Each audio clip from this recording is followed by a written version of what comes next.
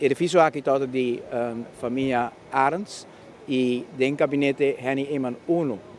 a compra edifício aqui para resgatar para a herência que está aí. O tempo é todo hope e crítica de parte da oposição e no momento que a oposição é a vir ao governo durante período de 5 anos, o edifício cai de deterioro total. Caminho com adicto na ambulante a tomar over, edifício queima na hobby ocasião para sobre que não quer dar uma continuidade e me também sobre é importante hora que nós vamos manejo para garantizar costas para Aruba que nós temos para arriba partido não político o tempo é sei nossos de e edifício aqui quase vai perder de hora que o gabinete Henny Eman 2 abine e a restaurar o edifício aqui até a forma e promete esse documento do governo é do edifício e depois o edifício queda restaurado também e para nós é grande honor também naturalmente do meu primeiro gabinete para nós poder dedicar assim atenção na restauração do edifício aqui e agora com o ministro de Cultura novo que abraça a ideia também de profundizar a herência cultural de uma forma que nossa comunidade por sentir cada vez que está nos marcos de referência de nosso orgulho como arubiano. Se nós parar aqui,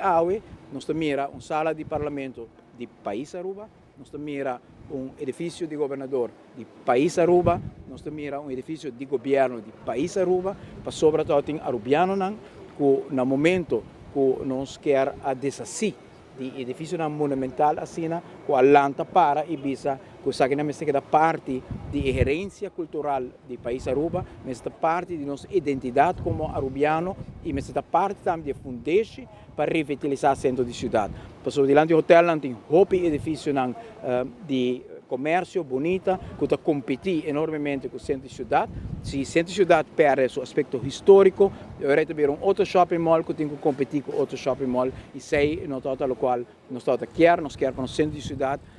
tem tour e relevância de centro de cidade com seu instituto com seu edifício monumental e se nós para aqui com o edifício aqui está a restaurar tem uma visão total está a base de cambio de rumbo que o povo bota pé no 2009 e que nós continuamos agora no 2017 para restaurar os bairros de um povo